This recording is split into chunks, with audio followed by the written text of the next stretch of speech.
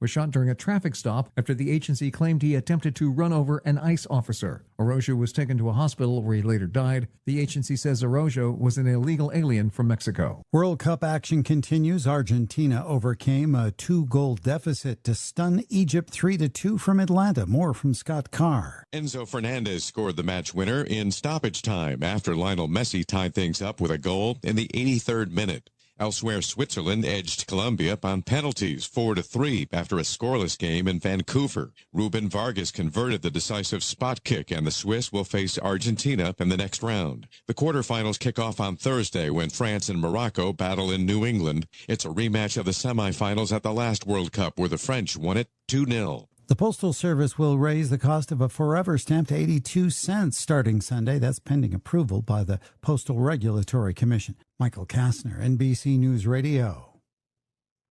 This is an American History Minute. In early 1776, while the 13 colonies in Great Britain had exchanged hostilities against one another, the thought of separation from Great Britain was still not a widely held sentiment from the colonists. An Englishman by the name of Thomas Paine, who came to the colonies in 1774, wrote a series of letters, later turned into a pamphlet, that laid out the moral and political argument for the colonies to separate from the British monarchy and form their own egalitarian government. On January 10, 1776, Paine's pamphlet, titled Common Sense, was published and had an immediate reaction for the colonists. It was read aloud in taverns and meeting places and had a large circulation. Paine began by asking a question that few had dared to voice so plainly. Why should one man, a king, have power over an entire nation simply because of his birth?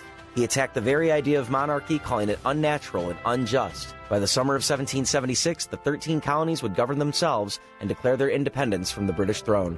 This has been an American History Minute, celebrating 250 years. WCPT replay. I mean, look, Kash Patel should no more lead the FBI than Trump's other favorite, Hannibal Lecter, should be the head chef at a restaurant. Robert Kennedy deciding what protections to eliminate in our healthcare system is like deciding whether it's better to get eaten by a shark or electrocuted when your boat sinks. Remember that? That's the deranged and dangerous world we're in now, and we need each other in this world. The time for blame is over. It doesn't help. We cannot go into this moment allowing ourselves to be isolated from other people. So look, let's please recommit to each other. Let's also commit that we will try to be grateful while we fight, as Americans always have, for a democracy and a government worthy of a great people. Keep listening to WCPT 820. Because facts matter. Because facts matter. You are listening to WCPT 820.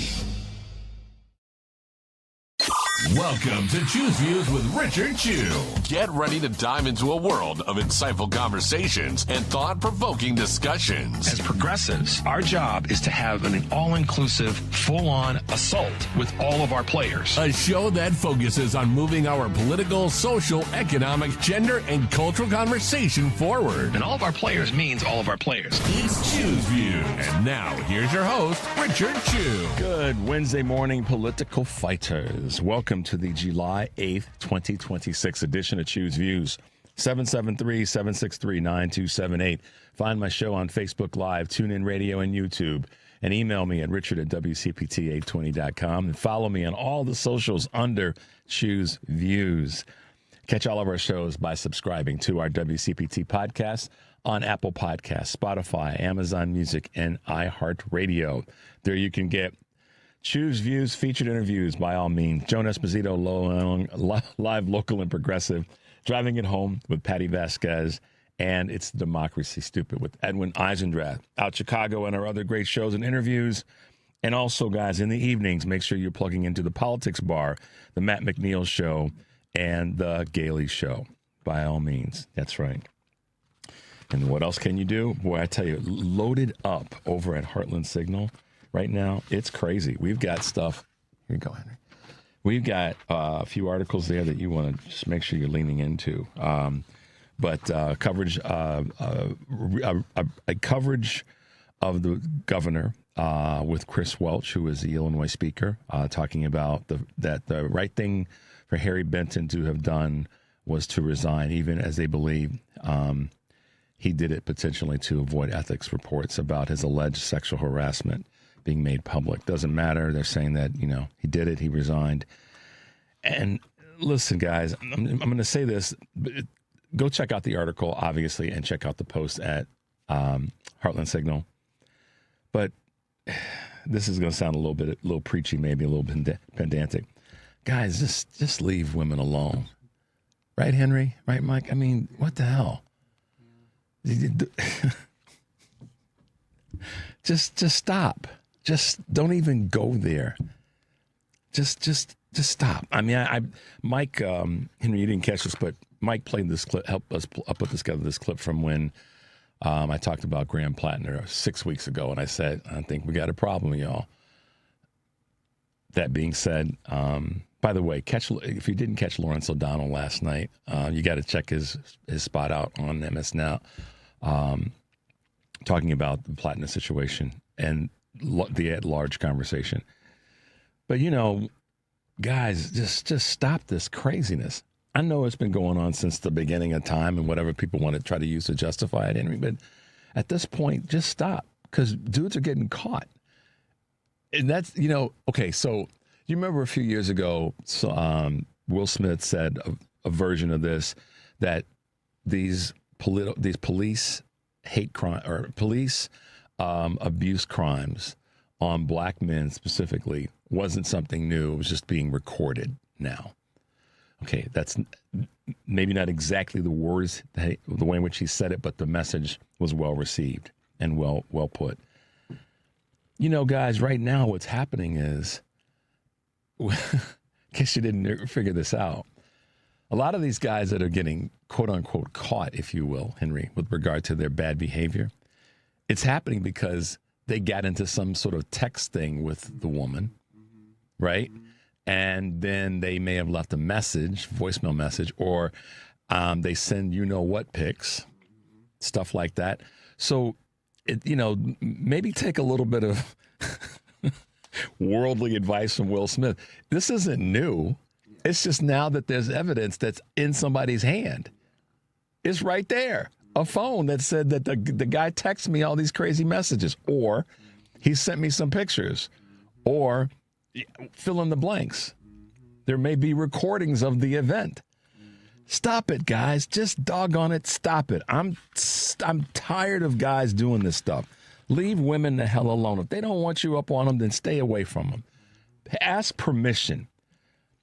And I'll be honest with you. This hyper male toxic masculinity stuff is just garbage. And at the same time, I also am mindful of don't put yourself in a situation where you're going to be where this stuff can come up. And that goes to both sides, okay? That goes to both sides. I remember lessons I remember hearing my father talk to my older sisters about don't put yourself in a situation where you could be vulnerable. And I learned a lot of lessons from that. He told me the same thing for those out there who say I'm being gender biased in that statement. No, I'm not. My father told me the same thing. Don't put yourself in a situation where you're vulnerable when it comes to, at that time, he was saying girls, the opposite sex. And he said the same thing to my sisters. Don't put yourself in a situation where you'll be vulnerable because some people don't make the best decision sometimes. So I'm not putting any of this on the victim. I'm not. You all know me well enough by now. I'm not. I'm putting it on those who put themselves in situations they shouldn't be in. Have some discretion. Use some common sense. And just be respectful. And this is the other part too, guys. That I told you I was going to sound a little preachy about this, but doggone it, have some respect for yourself too. I mean, right, Henry? I mean, if you've been out with your guys and you guys have had a great show and you know that there's a possibility there's going to be somebody that might roll up on you to want to talk to you. But if you're not of your right wits, I probably need to step away from this, right? Because this could go the wrong direction very quickly. And I'm saying that in all due respect to anybody that's out and about, dancing, partying, hanging out, going to a business meeting, conferences, just don't put yourself in those situations. Have the ability to say, I probably shouldn't be here. Let me go back to my room. Let me go home. Let me grab my boys and let's get out of here. And this sort of discretion about don't put yourself in these vulnerable situations expands into things like if you're, if a party's about to go the wrong way, and it's not even something that's quoted, we'll put this in not in the non-sexual lane, just at a party, and it's about to go the wrong way, you need to get your behind out of there. Grab your keys, get with your boys or your girls, and say, you know what, it's time to leave. There's a point where we all have got to go, okay, it's time to go. We have to end this. And I'm just asking all of us, for the sake of whatever, please stop putting ourselves in these situations. Whatever happened with Benton, he's got to deal with that. But doggone it, guys, keep your hands in your pockets. Keep your hands away from other people. If they don't want your physical presence up on them, then back away. And politicians and business leaders, coaches, ministers, pastors, priests, omans. If you got a parishioner or you got a staff member or you have a colleague, just because they are attractive or you might have a vibe with them, that doesn't mean you have the permission or the right to step up on them. And I know this might seem a little bit maybe too granular for some, but it doesn't give you the permission to do that. You need to back away. And if you're in a relationship, you sure as hell need to back away. Just because that vibe is there doesn't mean you get to cross the line. So let's start to have a little bit of self-management here, a little bit of self-respect when it comes to this. And this is not necessarily political, but a whole lot of politicians are getting themselves caught in the ringer. So let's cut that out, y'all. I told you it was going to sound a little preachy, but every now and again something like this just hits me, and I'm like, come on, what the hell? And of course, we have a president that's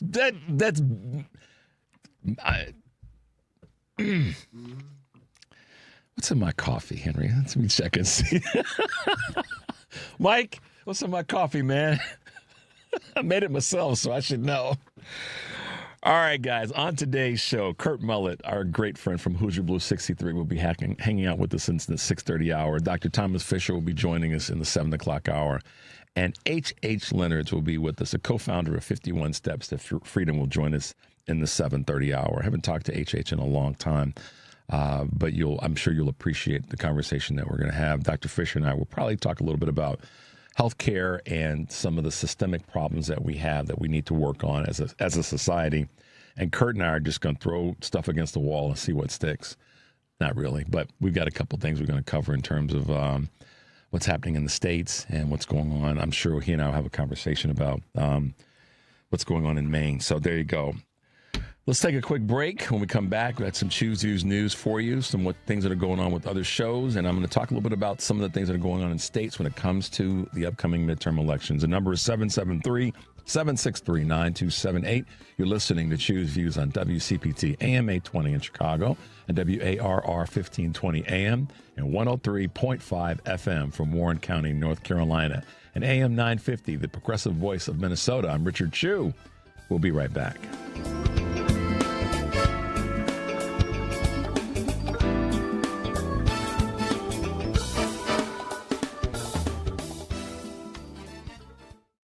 You served behind the desk. You served in combat. You did 4 years and got out. You were drafted. You gave 20 years. You gave exactly what your country needed. You are a veteran. You are a veteran. You are a veteran. And you deserve support. If you're struggling with life after service, don't wait. Reach out. Find resources at va.gov/reach. Brought to you by the United States Department of Veterans Affairs and the Ad Council. All right, son. Time to put out this campfire. Dad, we learned about this in school. Oh, did you now? Okay. What's first? Smokey Bear said to. First, drown it with a bucket of water, then stir it with a shovel. Wow, you sound just like him. Then he said, if it's still warm, then do it again. Where can I learn all this? It's all on SmokeyBear.com with other wildfire prevention tips. Because only you can prevent wildfires. Brought to you by the USDA Forest Service, your state forester, and the Ad Council. Because facts matter. You are listening to WCPT 820.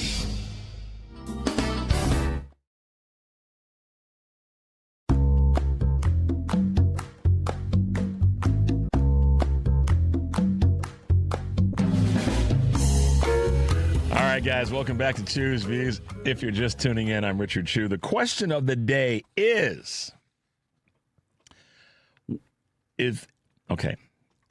what the media saying, covering, and reporting aligned with your experience in the world today?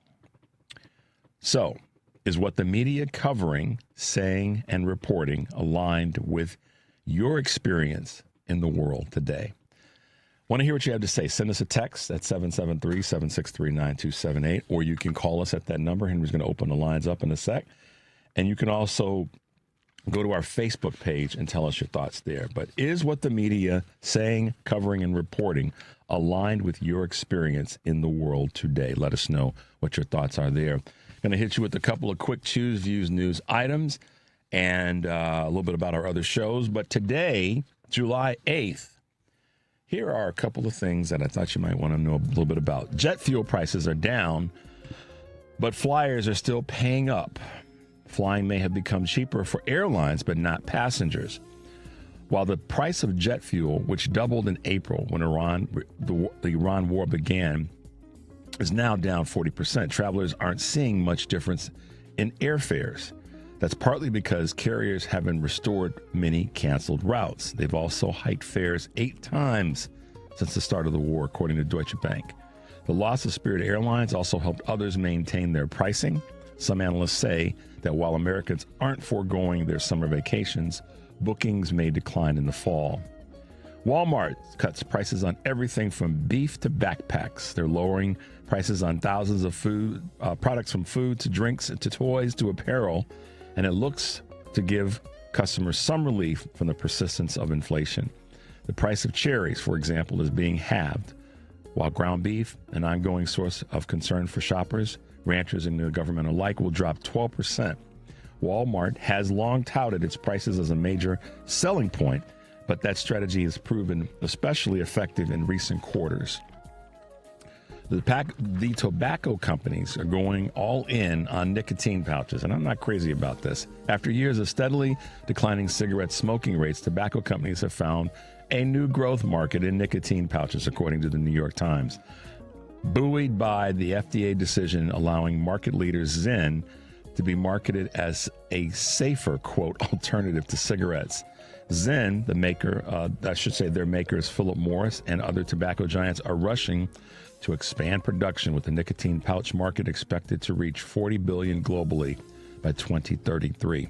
My comments are, if you have children or young adults in your family, be mindful of the pouch. And last but not least, major banks in talks to exploit the debit card loophole. This one really, JP Morgan Chase, Bank of America, and Wells Fargo are among the major U.S. banks considering an acquisition that could increase the fees they charge on purchases made with debit cards, according to the Wall Street Journal. A law limits the fees big banks can charge merchants, but only if the transactions are routed through an outside network. There are no caps on these interchange fees over a bank-owned network. However, the U.S. bank giants have discussed buying one from Pfizer, though they fear the political backlash. Yes, there will be. They start raising fees, banks start raising fees again in that space. Yeah, there will be some backlash, trust me. Just a couple of quick Choose Views news items today. And stay tuned for the Joan Esposito Show, live, local, and progressive. She'll be talking to Greg Hines, Rick Smith of the Rick Smith Show. And, of course, that's live, local, and progressive, weekdays 2 to 5 here on WCPT, AM 820, the Heartland Signal website, and TuneIn. Tonight on Driving It Home, Patty Vasquez will be joined by her Wednesday guest co-host, Ken Mejia Beal, and their guests include Heather Weischer from the Illinois Park and Recreation Association and Pam Hamill of the Addison Park District. Marcus King, candidate for the Page County Board, District 3. That's Driving It Home with Patty Vasquez, weekdays 5 to 7 here on WCPT, Heartland Signal website, TuneIn, YouTube, and Facebook. And then tomorrow, here on Choose Views, I'll be joined by Mike Nellis, Democratic strategist, Steve Phillips, columnist of the New York Times, and Kate Lincoln Goldfinch, immigration attorney. You guys know about Kate. Looking forward to chatting with all 3 of our guests tomorrow. So make sure you tune in, and we'll give you another reminder of that before we end the show today. All right. So, wow, some text messages definitely. Let's see what we got. Yeah, wow, good stuff. We'll get to that in a little bit. Okay, so what I said when I talked earlier about the states, what did I mean by that? We're inside of that window where we're get through the summer, the end of the summer into fall.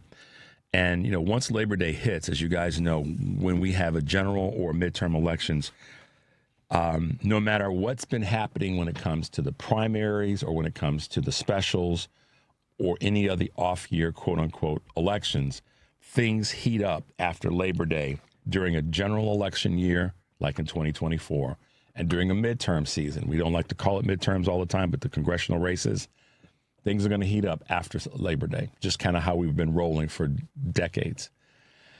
I've voiced this concern. Many others have as well, and that is this. What's going to happen when it comes to how the federal government, more specifically Donald Trump, is going to try to impact, influence, steal results of the midterm elections, particularly in blue states.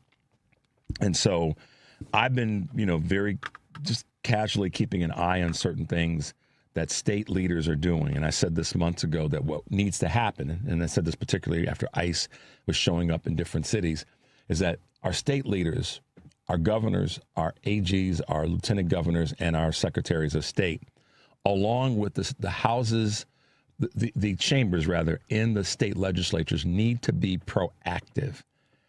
Henry, wait until, stuff starts to crumble. Ain't going to get us anything this time. We need to be proactive. We need, and I think being proactive does a couple things. Obviously, it creates the legal armament that we need to be ready for the garbage and the junk that's going to come from this administration. That's the first piece. This is not necessarily in a particular order, but these are the things that come to mind. So proactive when it comes to our legal presence. Create the tool now so the tool is ready to be used when we get into October and November, okay? The second reason I think it's important to be proactive right now, in my commentary on this, is that it will, I believe, inspire voters to say the Democrats are ready to fight. And start that now rather than, the last week of October. Because the concern of voters across the board, and more specifically in blue states, has been what will the administration try to do in terms of coming after our votes? And that means having ICE at the polls, having all this other garbage going on. So let's start now to have the legal arm or tool be ready, one. Second, it will, I believe, help to give voters the thought that, okay, the Democrats are working on this. They got something in place, and I need to become a part of this. I need to get myself ready now. I need to be thinking about my voting, even though it's August or September. I need to be thinking about what I'm going to do leading up to the election, and specifically on voting day. Or am I going to vote, or if I can vote early, how am I going to do that? If I can vote by mail, how am I going to? All those things. I think it gives voters the ability to see that the Democratic machine and Democratic leaders are doing the things to be preventative, to be proactive. And the third part is I think it will send a subtle message to the Republicans that we aren't playing around. They whether they take it or not is a different story. But my mind says, let's not give them any hope that we aren't prepared. Let's not let them think, oh, the Democrats, they're going to kind of stumble into the midterms. No, the show of force is a show of force. We need to have a show of force as a voting bloc. And right now, there are 5 states that have definitely leaned into this. California, Governor Gavin Newsom has warned that anyone who helps Trump interfere with California's midterms will be prosecuted. So blue and purple state governors have been among those at the front line pushing back against Trump's claim of rigged elections and election fraud. And we have won many court battles to block Trump's attempt to get voter data in order to construct a database that, along with the passage of the SAVE Act, would allow the administration to order states to purge voters. That's their goal. They want to be able to purge voters. They want to be able to say that, I'll give you an example. I'll use my own name. My last name is Chew. It's spelled C-H-E-W, as you guys know. But they want to be able to say that name, Richard Chew. Is that an immigrant name? Is he from someplace in Asia? And let's check his papers. That's what they want that to be. Mike's last name is Mercado. They want to be able to say, is that an immigrant name? Let's check and see. Are there 5 other Mercados on the voting roll in the city of Chicago? That's where they want to do this name dupe stuff and then start dropping people. That's where it's coming. And even if your name is Smith, but you got a tan like I have, they want to be able to say, is Richard Smith the same Richard Smith that's further down the street? And he voted. That's what they're going with. That's why they want the data, Henry. They want to be able to try to, Chris Kobach, help me out, guys.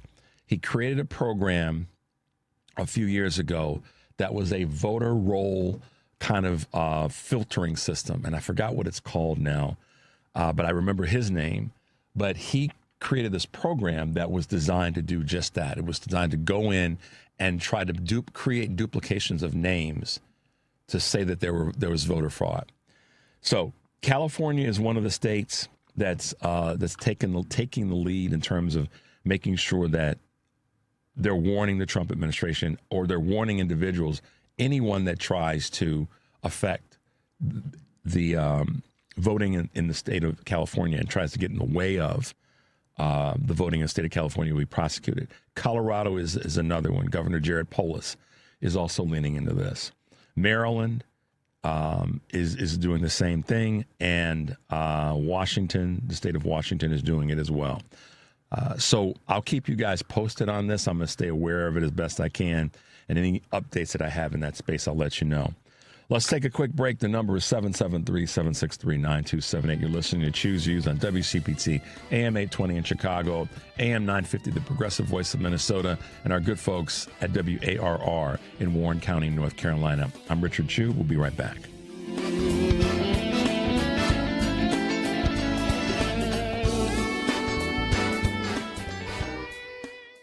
This is WCPT telling you how you can shop blue. Thomas Edison invented the first light bulb, but however, did you guys know that Lewis Howard Latimer, a black man, improved upon it?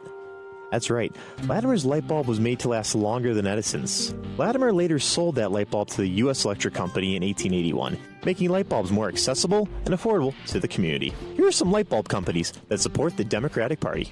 Philips Light Bulbs. Philips supports the Democratic Party very highly. In 2024, Philips donated over $400,000 to Democratic candidates in 2024. GE, General Electric. GE roughly is about 50-50 split with candidates they donate to. In 2024, 54% of GE's donations went to the Democratic Party, including $159,000 to Vice President Kamala Harris's presidential campaign. Hey, guys, want to hear a joke? How many Republicans does it take to change a light bulb? None! Donald Trump just says it's fixed and they all sit in the dark and applaud. This has been WCPT telling you how you can shop blue. Tell me how you're doing, really. Tell me that you missed the bus this morning, your rent's past due, and your stress level has skyrocketed. I'm here for you, to listen, not judge, to connect you to local mental health resources. No matter what you're going through, specialists like me from NAMI Chicago Helpline are here for you. Call or text Helpline to 833-626-4244. That's 833-626-4244. We're with Bridget, whose husband won't be home for months, and whose daughter is due any day. We're with Mike, who's leaving home to protect his family and yours. We're with all service members and their families who need community, connection, and maybe a bit of magic. Are you with them? Learn more at uso.org today. This is Chicago's Progressive Talk, 820 AM, WCPT Willow Springs, and online at WCPT820.com, where facts matter. Hey Google, play WCPT. Streaming Chicago's Progressive Talk from TuneIn.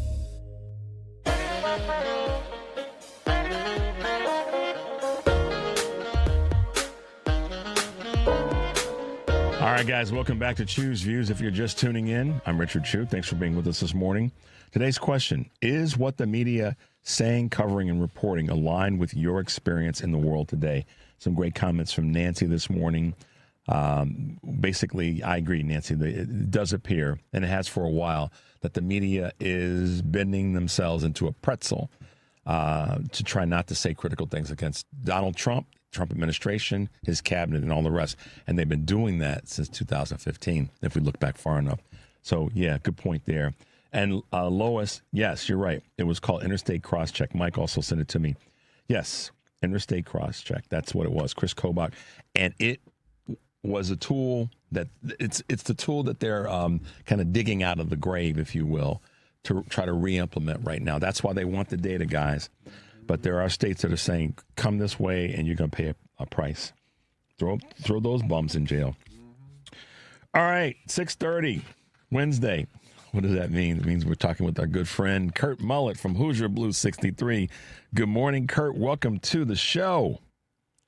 Good morning, Richard. How are you doing today? Thanks for having me. Absolutely, man. I'm doing great. I'm talking with you, so that is always going to make my Wednesdays pretty good. So I got a big smile on my face. I know we can't see each other this morning, but I got a big smile on my face. So there, deal with it, brother. Deal with it.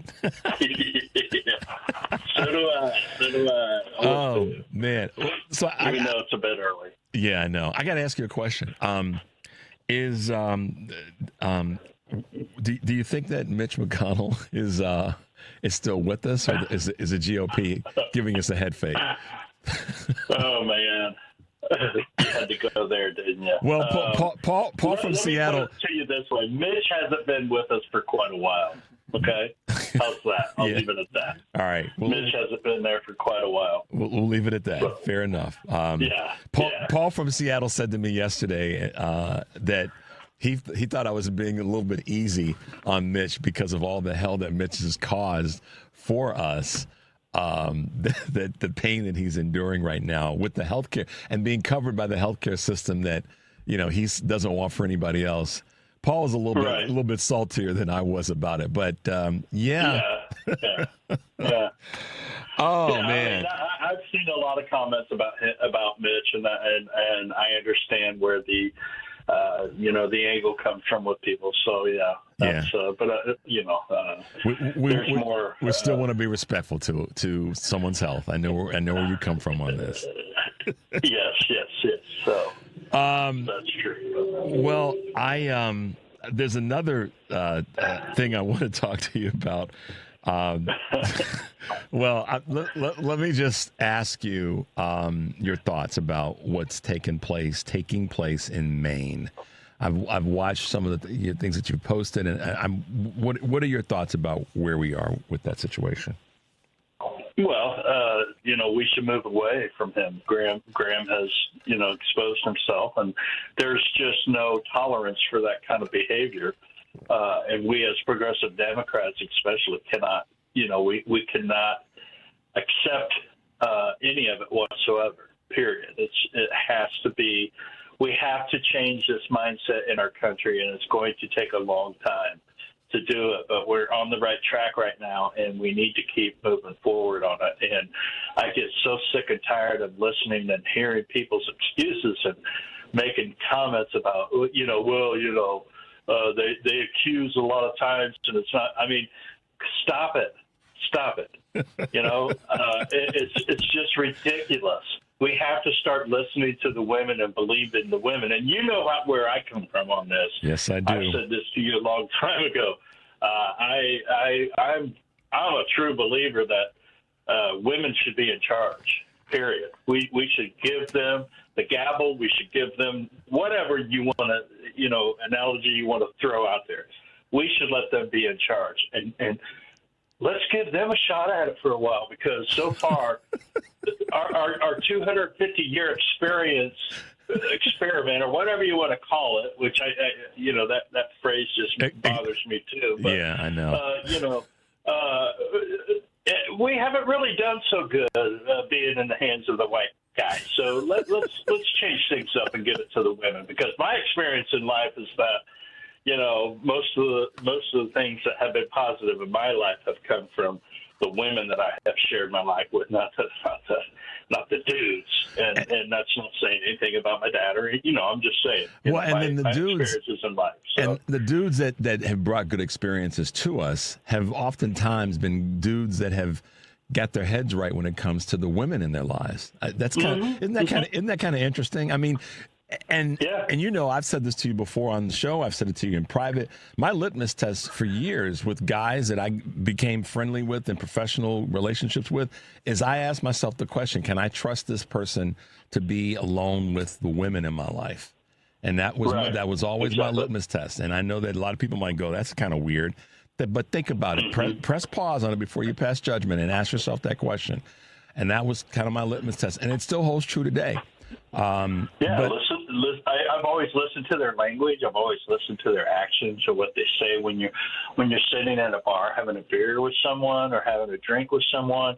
And, you listen to what they say, because that's always been a major turnoff for me. So, Graham, see you, bud. You had your 15 minutes of fame, but you blew it. So it's been revealed who you are. So, Well, I'll forget your name. Wow, that's what I'm loving. Hey, man, let me ask you this question, or just bring this to the conversation on this subject. One of the things that was said, that Lawrence O'Donnell said last night when he talked about this, is, and he made it clear, he said, listen, I was one of those people early on that said something doesn't feel right. And he said, I just didn't feel like it was right for me to speak about it, but I just didn't know. I also didn't want to have a lot of coverage of him early on because I felt like he hadn't been vetted properly. And I said my version of this back last year and then again in May when the text things came out, that we didn't, in an embrace that's this important, we needed to know more about the person, irrespective of where he sat on saying the right things about affordability and about this and that and the other. And so that to me is where I'm going to just say it.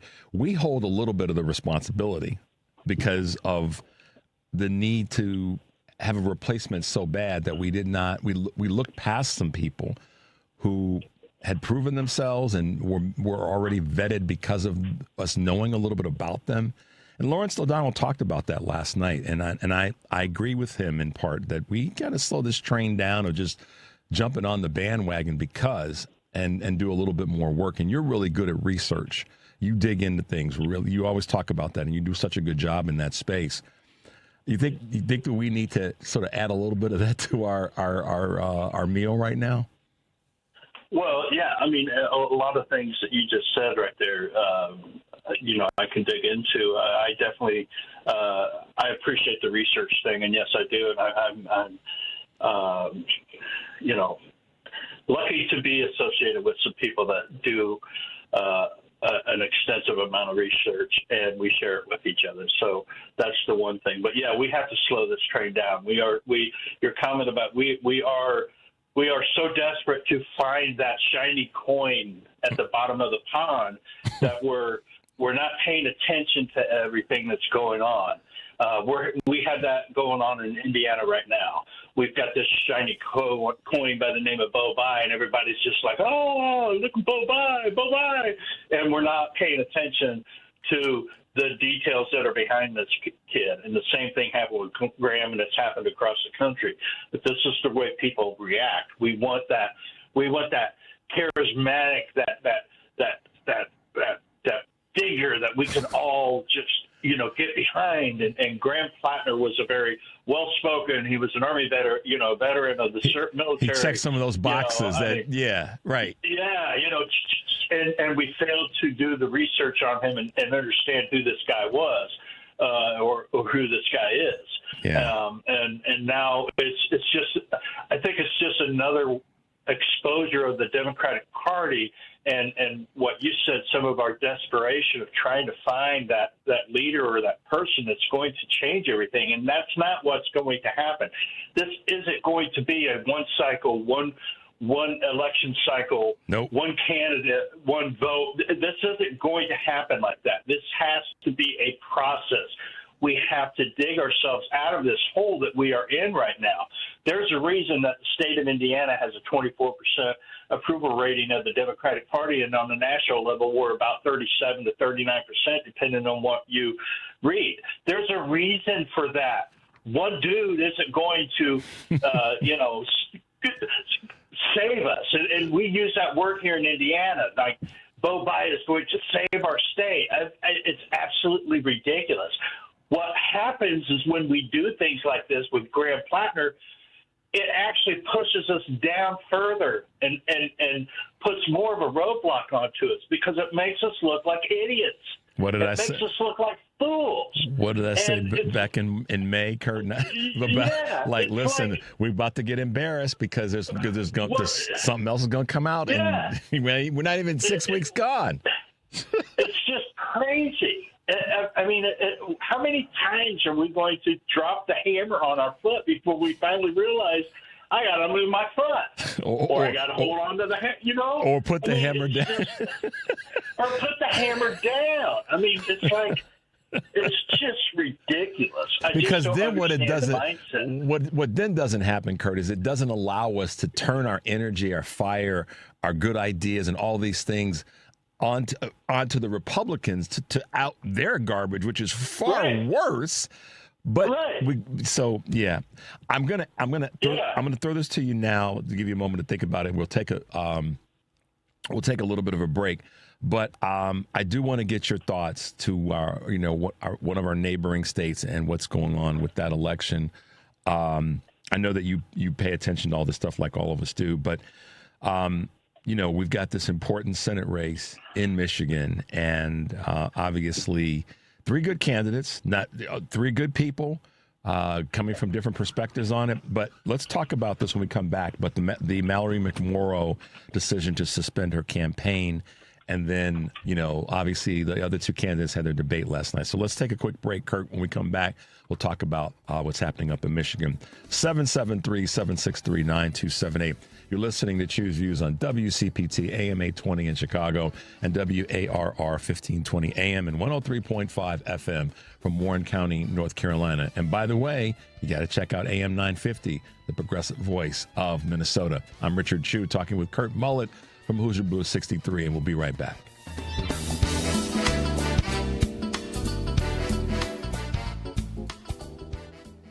A loved one owns a gun, and for a while now, you've been concerned about their behavior. They're just not acting like themselves. They've been distant, they've been unpredictable, they've been lashing out. They've been saying things that make you worried they might harm themselves or friends or family. Or you're worried this loved one might hurt you. Maybe they recently threatened someone with their gun. You know something needs to be done, and you wish more than anything you could hit pause on this situation. Well, here in Illinois, you can, with a firearm restraining order.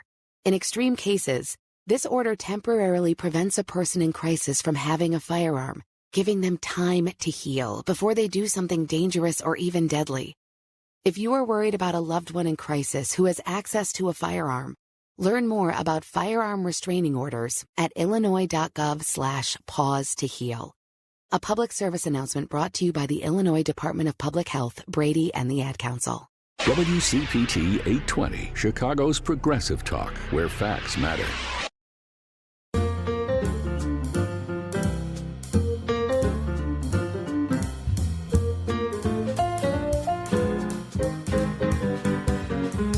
All right, guys, welcome back to Choose Views. If you are just tuning in, I'm Richard Chu. We're talking with our good friend Kurt Mullett from Hoosier Blue 63. So, Kurt, the Michigan Senate race started off with McMorrow, Stevens, and Dr. Syed. And Mallory McMorrow over the weekend said that she was suspending her campaign. Last night, Haley Stevens and Dr. Syed had a debate. I didn't get a chance to watch all of it, but I caught some of the clips. And give me your thoughts. I don't want to lead you on this, but talk to me about your thoughts about that race, because it's an important Senate seat. Well, I'm an Abdul El Sayed fan. I mean, that's who I'm supporting. That's who I'm backing, and just for the principal fact that he's he is what direction the Democratic Party and progressives in this country really need to start going towards, and that is staying away from corporate PAC money and APAC money. The things that are going on right now with the merger or the attempted merger of the Israeli military and the United States military is something people really need to pay attention to. And this is where we have to, I truly believe, throw our support and attention to are people like this.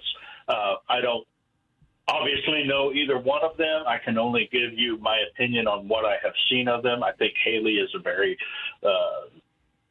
well-spoken person. I believe in women getting into office. This is not anything about the gender of them. I think Mallory was a very well-spoken individual, but when you're funded by APAC money and corporate PAC money, which is being discovered, Mallory was not, and this is what's happening, that people have to be paying attention. Mallory was not funded by an APAC organization, so to speak, right? Because APAC organizations now are hiding where the money's coming from. But Mallory was part of the bench, which is where James Tallarico is at, the bench. And people need to understand what the bench is all about and who is funding the bench. Because the people that are funding the bench and majority Democrats, they are the same people that pour millions and millions and millions of dollars into APAC organizations and into APAC. So they're changing the way that it appears because they understand that there's people out there that, oh, wow, they're starting to pay attention to this. Yep. So I'm absolutely 100% an Abdul El-Sayed fan, and I think that is the future that we need in this country, that is our candidates and elected officials who are going to fall in line with doing what's right for the people and not bending the knee to the corporate and to the Israel PAC money. And look, this is not an anti Jew. I'm not being. You can be against. You can be against. I'll grab the baton from you. You can be against what the Israeli army and the Israeli government, led by Benjamin Netanyahu, are doing in the Middle East, and not be anti-Semitic. I'm going to say that loud and clear for the people in the cheap seats.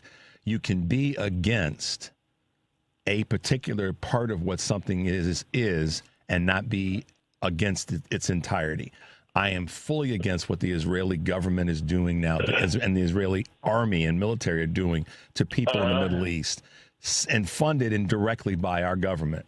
I am not against the Israeli people, and I never will be one to say something that's going to be viewed as anti-Semitic. So this just let me help my man out here, because I know you were trying to say that, but you wanted to make sure you crossed your T's and dotted your I's. I know. Listen, I'm going to full-throated say that because I want people to understand where I stand on this. Stop. We have to stop funding things that are killing babies and old folks. Period. Exactly. So anybody want to come at me about that, bring it on. But we don't need to go down that path right now. It's just like this. I don't know how many people are aware of this, but yesterday and the day before, Israel just launched the largest non-nuclear bomb in history. That's what they're saying, on Lebanon. Yeah. Okay. And I saw video of it. It was on sacred historical areas of Lebanon. Yeah. Now, why is this happening? What does this have to do with the Iran war? What does this have to do with what's going on? Why is this continuing? And this is what people need to pay attention to. This is why a ceasefire agreement will never occur, because all of them have had some form of Lebanon being taken out of the picture and the bombing stopped there. And Bibi is not going to allow that. People need to understand the reason that we are in this conflict and the reason that no agreement will ever be made is because Bibi Netanyahu is calling the shots. This is why he wants to merge the militaries. This is why they want to do this. They're presenting it as, well, I don't want to take any more funding from you. No, you don't want to take our money. You want to take our military is what you want to do, because that's basically the bottom line of what's happening and what they're trying to push through our government right now. And it's mind-boggling to me that people aren't talking about it more. It's absolutely crazy. Here's a piece of this that I want to make sure I cross this the right way. The merging of the military will be a merging of money, and that money, because of our military budget is so large, will end up providing more money to Israel. But anyhow, well, technology and it'll merge all of it. Technology, right. access, manufacturing, all of it, the whole thing. All right. I mean, that's what this is all about. So, no. Michigan is definitely that Senate race is super important. Yeah. It absolutely is. And I think that one of the reasons that Mallory McMorrow may have caught a little bit of heat that she didn't expect is when she accused Dr. Syed of not being a physician. That's unfortunately, her people should have stayed away from that. And I think it caused a lot of people to push back on her to say, well, where is that coming from? To accuse him of not being that when he already made it clear, he is, first of all, but more importantly, he chose to go in the direction of medicine rather than practicing in a quote unquote hospital, if you will. But that's, right. I think that also it sort of turned some people off a little bit. Let me be clear. I just got a text from somebody that I want to speak loudly to. Kurt, I asked a question of Kurt about the race in Michigan, and I don't remember if you said that Dr. Syed is not a Democrat. What you said is that he's not taking money from any of the traditional corporate PAC dark money that's funding a lot of Democrats. And it's funding a lot of Republicans as well. We know that. But the thing I want to be really clear with everybody about, we all have to make a decision as to how we're going to vote and who we're going to support. And I think that the move that's taking place with someone like Dr. Syed is that he's speaking very clearly about issues that are important to everybody in the state of Michigan and the rest of the country. So if he's a Democrat, or if he's a left-leaning Democrat, if he's a progressive or a moderate Democrat, he's still a Democrat. He's still running as a Democrat because he believes in democratic political principles. He's just saying the things that a lot of other people are not willing to say, and standing behind it as it relates to policy issues and what we can do to fix certain things. And a big one for him right now, and I'm seeing this from older white voters in Michigan, is that he really is locked into making sure that health care is one of his big platform items. He's locked into that. And so I'm impressed with that part of his campaign, as he has been unrelenting about and unapologetic about, we have to take care of our healthcare system. We have to take care of it for all people in the community. And he's been very, very clear about that. So, and not surprising given that he is a doctor. So there you go. Right, there you go, Mallory McMorrow. Yeah, I don't know. I don't know where that text come from. I never said he wasn't a Democrat, but there's a lot of narrative out there right now that everybody who identifies as a Democratic Socialist or as a left-leaning Democrat or as a true progressive, now all of a sudden there's a narrative that we're not actually Democrats and we should go start our own party. And, my response to a lot of people has been, well, centrists are not really Democrats, so why don't the centrists go start their own party because they're more right-leaning than they are left-leaning. When universal health care and, affordable housing and not killing children become an issue for people when we have candidates speaking about that, when that becomes an issue for people and they don't, they want to point out other ridiculous things, I have to question, their motives behind what they're saying. So, because this is something all of us need, majority of us want. And what we need other thing we need to understand right now is that this big, beautiful bill and all of these things that have happened, they have not really hit us yet. Nope. Okay? They're just now starting to trickle into. Let me tell you, if things don't change, if this isn't stopped here quickly, a year from now, it's going to be really bad for a lot of people, especially people of our age, Richard. Those people out there that are struggling on the Social Security and are living. And I'm not discounting the younger generation. I'm friends with a lot of younger people who struggle, who have to put their groceries on a credit card because they just can't make ends meet. And it's only going to get worse. So, this is what we're fighting for. This is what, it's funny how we have this guy in the White House that says America first, but yet that's not what he's doing. That's not what he's doing. It's true. At all. It's true. And this is the end game. This is the end game to defeat him. But we have to take the right path. And when people like Graham Flatner and Mallory McMorrow step aside or we reveal who they are, well, that's the things that happen. Those are the what do you call it, tragedies along the way that that happen. So without a doubt. Anyway. Yeah. Oh, man. Good to talk to you. And I wanted to get your thoughts, obviously, in these areas. Guys, listen, make sure you're following Kurt on social media, of course. Hoosier Blue 63 is the handle, and you can catch him on all the socials. Thanks for hanging out with us this morning, my friend. We will talk to you again next week. Hey, Richard, thank you, and I appreciate it. And look, I don't want to make anybody upset. I'm not trying to, I want to ruffle feathers and get people to think, but I don't, I'm not trying to make anyone mad. So yeah, I know you are, man. So I got you.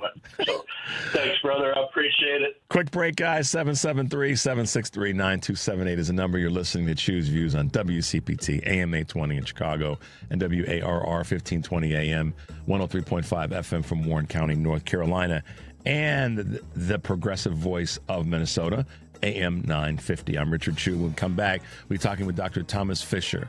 We'll be right back.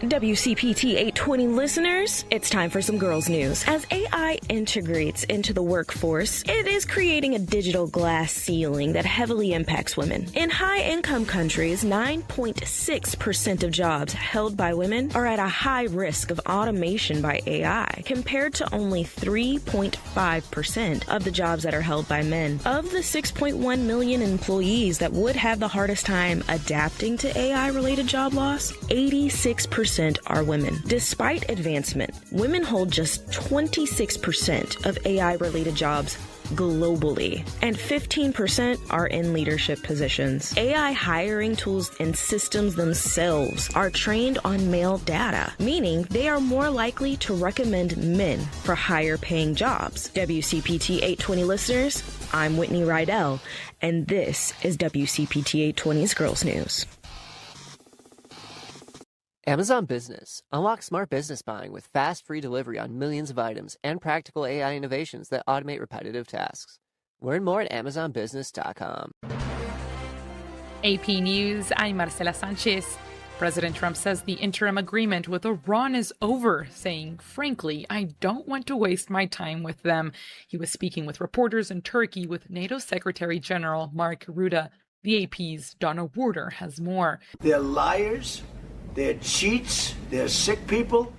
They've hurt their people. They killed 54,000 people as of now that were protesting. But Trump says he'll allow talks on the Iran war to continue. On the topic of NATO, Rutte says he believes the U.S. is fully committed to the alliance. Trump says he hasn't been happy with NATO. Because of what they did with Greenland.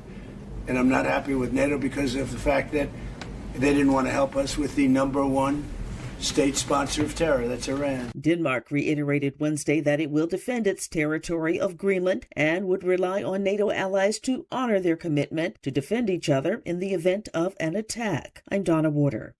Vermont Independent Senator Bernie Sanders is the latest and most notable lawmaker to pull support for Maine Democratic Senate nominee Graham Plattner following an allegation of sexual assault.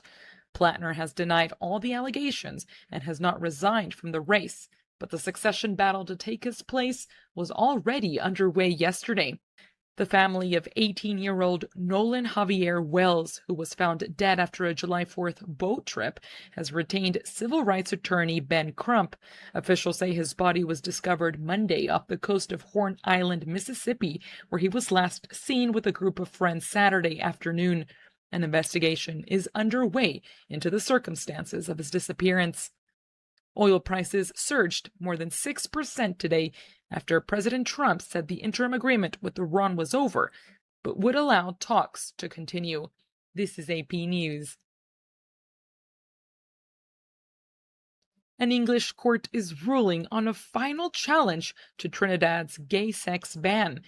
The AP's Charles de Ledesma has more. A nearly 10-year battle for gay rights in Trinidad and Tobago could end soon at a final appeals court in England. Supreme Court judges in London are holding a hearing Wednesday on a landmark human rights case that could decriminalise gay sex in the Eastern Caribbean nation. The case was filed in February 2017 by Jason Jones, who argues the so-called buggery laws in the Twin Island nation banning gay sex are unconstitutional. Opposing Jones are Trinidad and Tobago's government, which is backed by the country's Council of Evangelical Churches and its largest Hindu organisation. Recently, judges have struck down similar laws in Barbados, Dominica, St. Lucia and Antigua and Barbuda. I'm Charles de Ledesma. More on this and other stories at apnews.com. I'm Marcela Sanchez, AP News. This is 820 AM, WCPT Willow Springs, and streaming worldwide at WCPT820.com. We are Chicago's progressive talk, where facts matter. Now, your WCPT 820 weather update. From the Weatherology Weather Center, I'm meteorologist Jennifer Wojcicki. We'll see sunny skies here for today with a high into the upper 80s. Winds out of the southwest around 5 to 10 miles per hour. And then for tonight, partly cloudy skies with a low near 71. Thursday, a chance for showers and thunderstorms, cloudy high around 85 degrees. And by Friday, partial sunshine, a high around 81. Saturday, partly sunny, high of 85. That's your latest Chicago weather update. Currently, it's 72. It's 4 a.m., Monday, and you're literally sucking baby snot through a tube because she's congested. Man, that's love. And if you love her that much, love her enough to make sure she's buckled in the right car seat. To make sure your child's in the right seat for their age and size, visit nhtsa.gov/the right seat. Show them you love them. Keep them safe. Visit nhtsa.gov/the right seat. Brought to you by the National Highway Traffic Safety Administration and the Ad Council. The YMCA is just a starting line. For the true self blooms only when we find our purpose, what makes us tick below the surface. Y is the before work hustle, an after school home, a section of my block, a corner to call my own. With my Y, I stand strong, seen and supported all along. It's a million faces in a mirror, and everyone belongs. Find your why. Join today at ymca.org for a better us. This is WCPT 820, where facts matter. The Boys from Bridgeport, starring my good friend, my co-worker, Jim Balser, former alderman of the 11th Ward, civic leader, veteran Marine, and myself, Gene Roy, 30-year veteran of CPD. This is a new show. We're going to talk about all things Chicago. We only ask that our guests and our calls be reasonable and polite, but we want to talk about what's going on in Chicago. The Boys from Bridgeport, Saturdays at 8 a.m. on WCPT. Around the Town, Chicago, with Al Vesloff. My wife wants to yell at me. Jane? Hi, I wanted to tell you, I think you said Jane Hathaway. It's Anne. Anne Hathaway. Well, that's Frank said okay, that. That's Frank. That was Frank, but he was thinking of you, that's why. Okay, go back to getting dressed. I knew she was going to call, because I knew she was listening, and you make a mistake, Jane will catch you. So every time. Sunday afternoons at 1 on WCPT 820. You're listening to WCPT 820, because facts matter.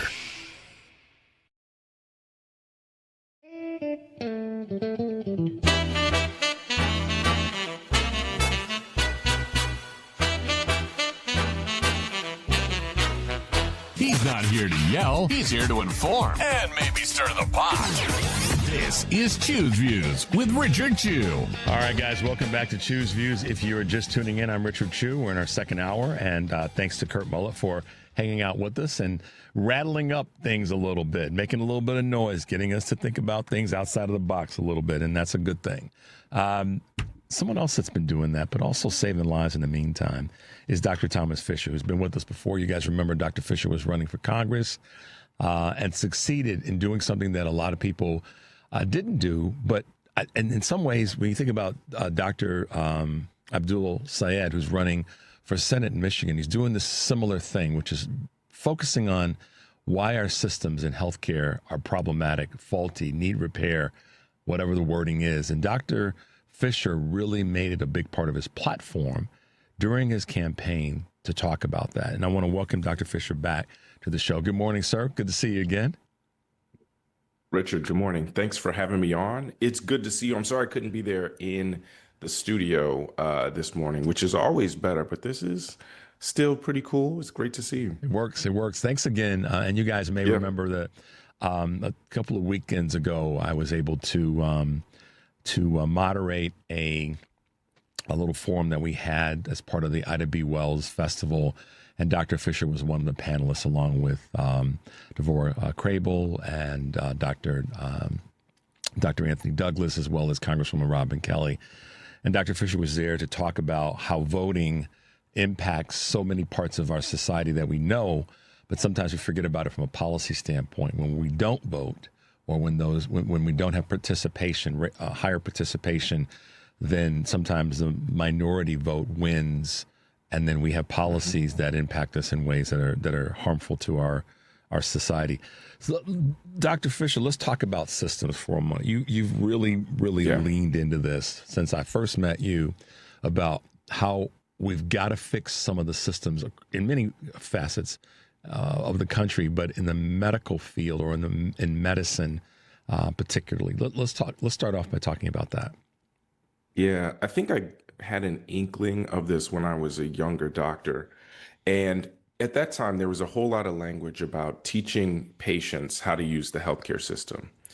There was a lot of conversation about educating people about how to eat, teaching individuals about health behaviors. And those things are all important, right? People need to be able to make the types of decisions that allow for them to maintain their health and steer clear of risky foods and health behaviors. But then as I became a more senior physician, had seen more and more, and as the world became, the conversations we started having changed, we began to realize, well, not everybody has the same choices available to them. So even if they know, they still can't necessarily ensure that they are able to avoid fast foods. We learned about food deserts. We recognized that, health behaviors exist within a context.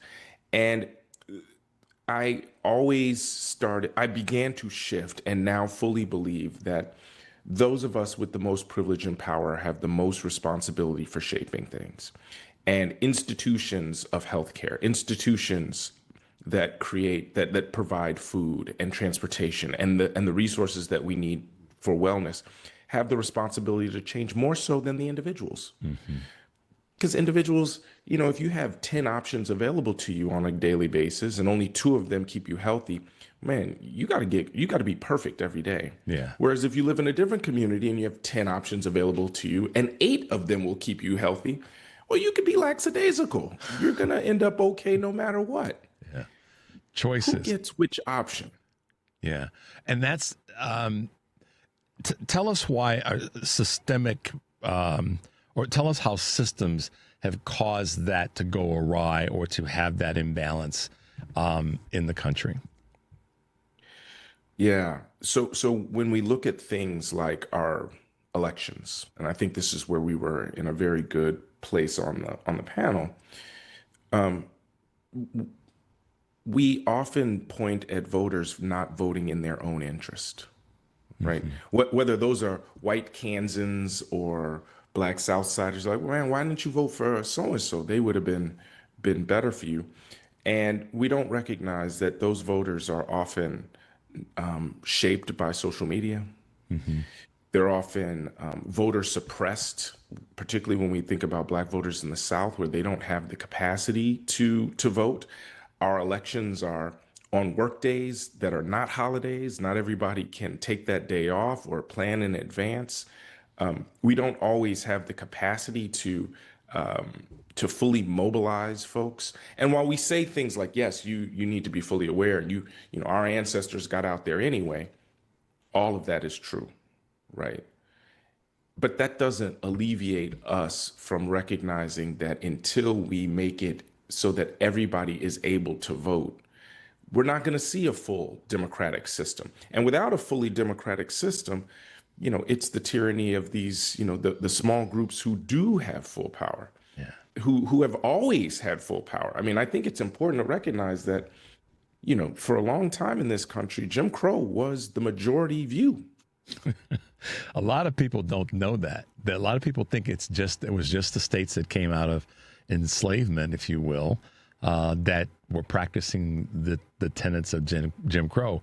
And I'm here to tell you that there were some parts of northern states, or non-quote southern, you know, Confederate states, that had parts of that in their activities, I guess is maybe the word I'll use. And that's that just goes to show that the Jim Crow mindset was a system that was the attempt was to implement it wherever it was saleable, I guess is a good way of putting it. Yeah. And it's an uncomfortable truth, which means not only do we have the responsibility to create the sorts of organizational systems where everybody can vote, whether that's by mail, whether that's online, whether that's in person, whether that's early, whether that's on where elections are on holidays, whether or not that means people get registered every time they get an ID. But then we also have to win the argument as well.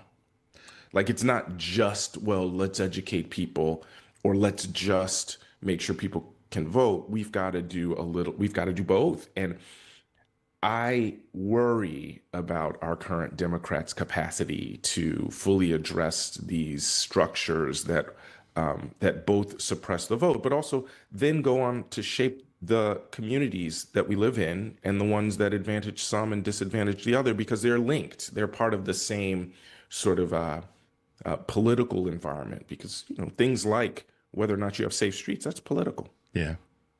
You know, I'll ask this question, and I know the answer to it, but maybe a little bit of texture before we go to a break. If you had been elected to Congress, and in terms of your current belief on this, would you have pushed for, or found the folks to push for, making certainly our federal elections, our national elections, a holiday? I am so in favor of that idea that it seems like at face value, it's so obvious that it's hard to imagine that we aren't there right now. If you actually have the election day where it means people don't have to go to work, it also elevates our democracy and our conversation. It puts our money where our mouth is, right? Mm-hmm. If we actually believe that our democracy is important, so important that we have, July 4th is a holiday, right?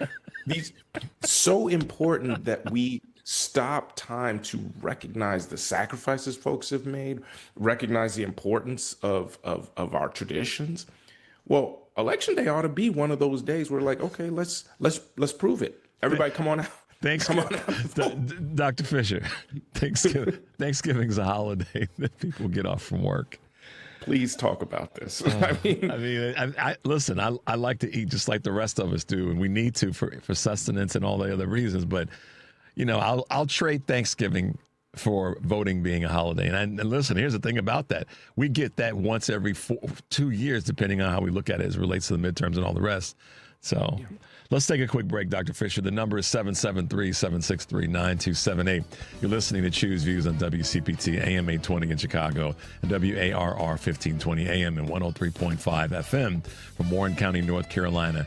And for the folks up in Minnesota, the progressive voice of Minnesota is AM 950. I'm talking with Dr. Thomas Fisher, and we'll be right back.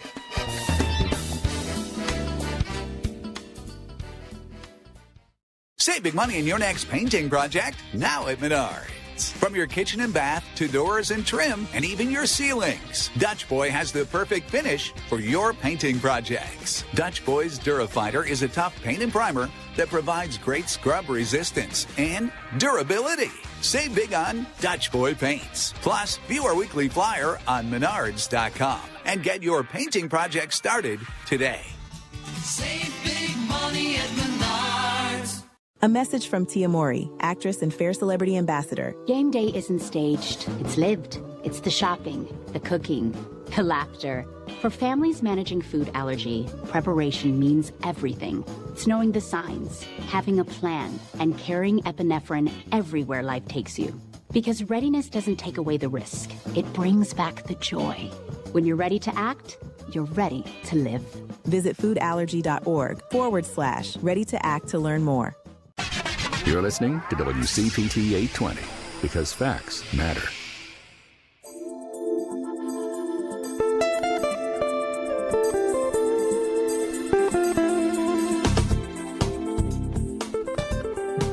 All right. Welcome back to Chew's Views. If you're just tuning in, I'm Richard Chew, talking with Dr. Thomas Fisher, who is a trauma surgeon, emergency room specialist, board-certified emergency room physician here in Chicago, at the University of Chicago. And Dr. Fisher, before we went to the break, we were talking about the need for us to make the voting day a holiday, our federal, at least our national, being a holiday. And, you know, we celebrate Thanksgiving as a holiday. People get the day off. So nobody out there get upset about me saying I'll trade, you know, and it's only, I'll trade the two. If we're having a little bit of, you know, horse trading here, I'll take voting day as a holiday over Thanksgiving every 4 years or every 2 years, depending. Let me ask you this question about local. Well, here's how I want to frame this question. One of the things that I said earlier with regard to states' impact is what, you know, we need to be doing when it comes to our elections and what concerns might be taking place with the elections this fall. And I said that it's important that we see blue state leaders, governors, AGs, lieutenant governors, secretaries of state, and the two chambers that are, if they're Democratic run, we need to start to well up and suit up for things now and not wait until the last week of October to say, oh, yeah, and I know that there's a lot of effort going on, but I feel like we need to see a much broader, stronger shouldered, heads up kind of fight or preparation rather for the fight that's coming because of what the federal administration, Trump specifically, wants to do when it comes to our voting rolls and data and all that. What are your thoughts there? Because there's 5 or 6 states right now that are leaning into this and getting ready. But give me your thoughts about us being even more prepared for the fall. I'm a little worried, like you are, and so many others who recognize that the federal government is currently threatening, hasn't promised, but threatening to deploy things like ICE and other resources in order to suppress votes in districts that are swing and are looking like they're moving to blue. Even Senate races may see voter suppression in particularly blue districts. And I think there's a lot of things we can do if we're both honest about the threat and then also and prepared. One is we need to message about this more effectively. And, you know, part of that is this conversation right here, that this risk exists. And I'm thankful to see other folks having conversations like this. Many of our organizations are starting to gear up, particularly places like the ACLU and the NAACP Legal Defense Fund, who are preparing to pass the sort of lawsuits that can ensure that voter suppression isn't happening, or that there's remediation to ensure there are enough polling places open in the places where our voters are getting suppressed, and making sure that they stay open late enough, and making sure that people who have been purged from rolls get their franchise back and are able to vote. And so we have the opportunity to support those organizations in advance. There's organizations like voteriders.org that are helping people get out to vote and making sure if they need that, if they're not sure what ID they need, they can get that. They have that in preparation. And then Chicagoans, which is where we are, but also across the nation, we've seen folks mobilize around issues like this very recently, where when ICE was in our communities, we saw folks with video camera, with using their phones to take videos, to capture the activities of ICE, which in real time helped to limit their scope and influence. Yeah. And then were used by some of these organizations to file as evidence in suits against their overreach and their illegal activities. And so everyday citizens can continue to use their tools, their voices, their technology in order to capture those pieces of information in real time and limit the scope. But we are also up against the resources of the federal government, which are ultimately limitless. And so we have to be organized, focused, and forward-leaning in getting this stuff done. Yeah, great point. I wanted to get your take on this.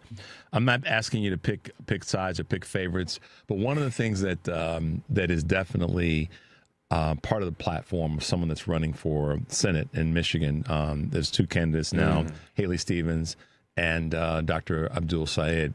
He is unrelenting and unapologetic, as I said before, about the importance of taking care of our medical systems and the people that are in the system that are fighting through that which they do have or is made available to them. And it goes back to, kind of your platform in the sense that we've got to take care of that one. That's a big one for us, and we can't keep fumbling the ball there.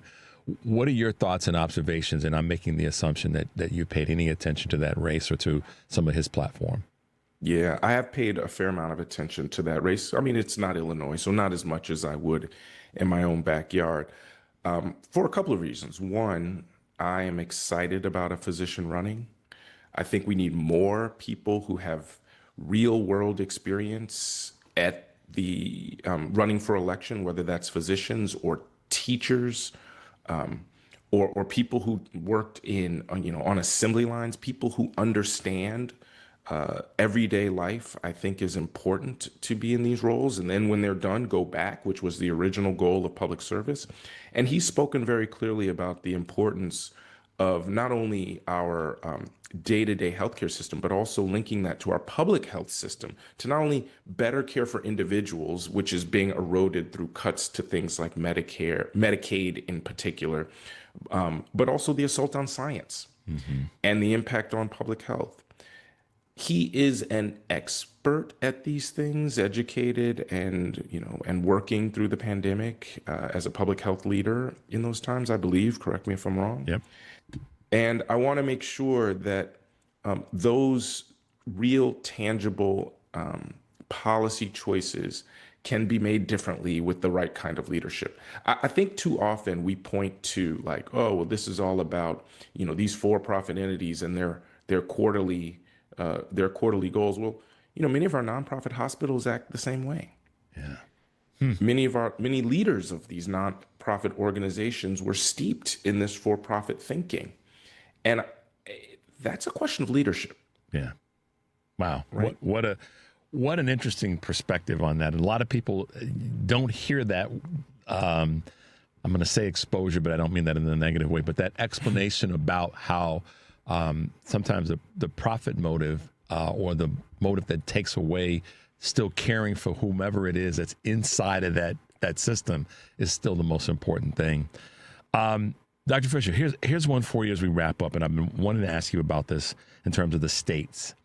What are some of the things that you think that states can do, given the federal government's weight on our shoulders right now in so many capacities, so many areas? It's changing our ability to have certain capacity. But what are some of the things that you think that states can be doing to try to make healthcare more affordable and lowering some of the prices of being in the system? Yeah, it's really difficult for states to have nearly as much influence as the federal government because most of the dollars that are in the healthcare system are federal dollars through Medicare, through the matching funds at Medicaid. The states can help to influence those dollars, They can do a whole lot of work in order to ensure that their votes have influence. One of the things we talked about at the Ida B. Wells conversation around election was the National Popular Vote Interstate Compact, where states choose to give all of their electoral college votes to the popular vote winner. And if we get to that, then we have a much more democratic process. I also think that there's something that we don't talk about often enough, that nonprofit medical systems, which the majority are, have in order to maintain their nonprofit status, have a community responsibility, right? That they have to report every year, that the states evaluate them for. There can be more or less responsibility in that responsibility. Some of them are saying, well, we educate the future physicians, and so that's our responsibility. Some are doing community benefits interventions, like helping to support food pantries. But cheaper care is part of that too. And if the nation's states and states attorneys wanted to say, you know what, for the future, one of the things we really need to do is improve access to these institutions, and we want to see that in your community benefits, that could be an effective tool. The challenge is all of these healthcare systems are somewhat struggling. The majority of the money is not in the provider side. It's not in the hospitals. It's not in the doctor's offices. It's in the devices and drug companies' hands. There's a fair amount of money in insurance also, but they're more or less middle people. And so if you lean too heavily on these healthcare systems and not where the money really is, which is government and these other private sector entities, we risk seeing more West suburban hospitals. And I don't want to see our safety net collapse. I don't want to see our academic medical centers struggle. I want to make sure that they are responsibly providing high quality healthcare to literally everybody, regardless of their ability to pay. And I want to see them do that in every community where people don't have to travel long distances. Dr. Thomas Fisher, always bringing us insider knowledge in this space, with his political chops being pretty doggone good as well. Thanks for being with us again this morning. Always a joy to hang out with you for a little bit. Have a great rest of the week, Doc. We appreciate you. Richard, thank you for having me. I look forward to doing it again soon. Sounds good. 773-763-9278 is the number. You're listening to Choose Views on WCPT AM 820 in Chicago, WARR 1520 AM and 103.5 FM, Warren County, North Carolina, and AM 950, the progressive voice of Minnesota. I'm Richard Chu. We'll be right back.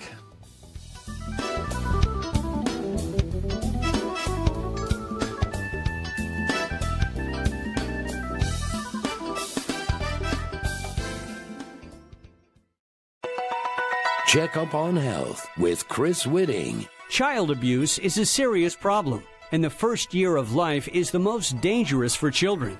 Here's Dr. John Leventhal from the Child Abuse Prevention Program at Yale Medical School. Certainly when we're dealing with serious injuries related to physical abuse, the most likely abuser is the parent. They are around the child the most. Men are more likely to abuse than women related to these young infants.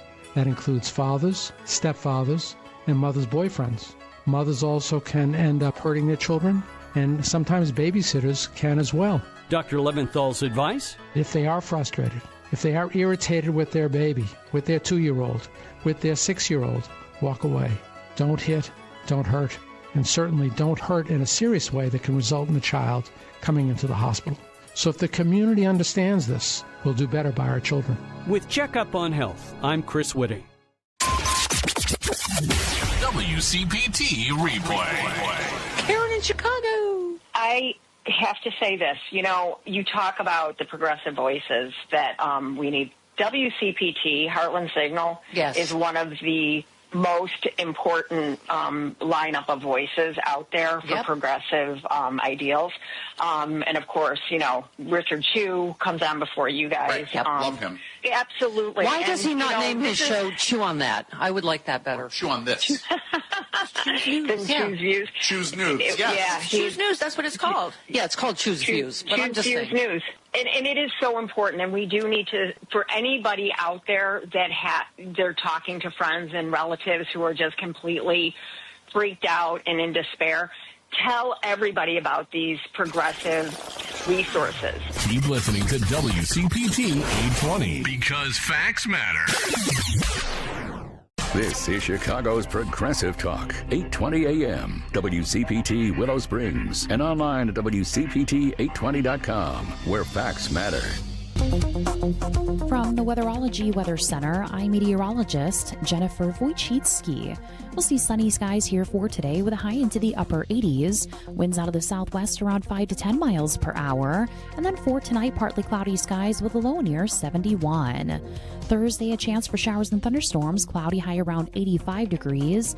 And by Friday, partial sunshine, a high around 81. Saturday, partly sunny, high of 85. That's your latest Chicago weather update. Currently, it's 72. Alexa, play WCPT. WCPT from TuneIn.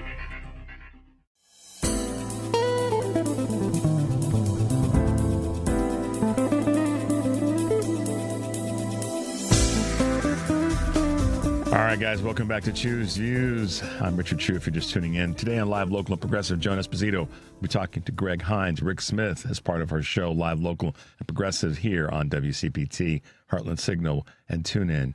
Tonight, Driving It Home with Patty Vasquez. Wednesday, guest host Ken Mejia Beal. They'll be talking to Heather Weischer, Pam Hamill, Marcus King, Driving It Home with Patty Vasquez. Weekdays, 5 to 7 here on CPT, Heartland, TuneIn, YouTube, and Facebook.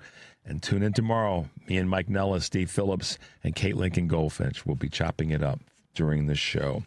Right now, we haven't talked in a while, but I am been excited about this because of all the work that they've been doing recently. H.H. Leonards is the bio reads like a movie script, Henry. Her bio, I should say. She's been in the game for a long time, and I say that respectfully. I don't want her to get after me for saying she's been in the game for a long time. She's co-founder of 51 Steps to Freedom. Good morning, H.H., and welcome back to Choose Views.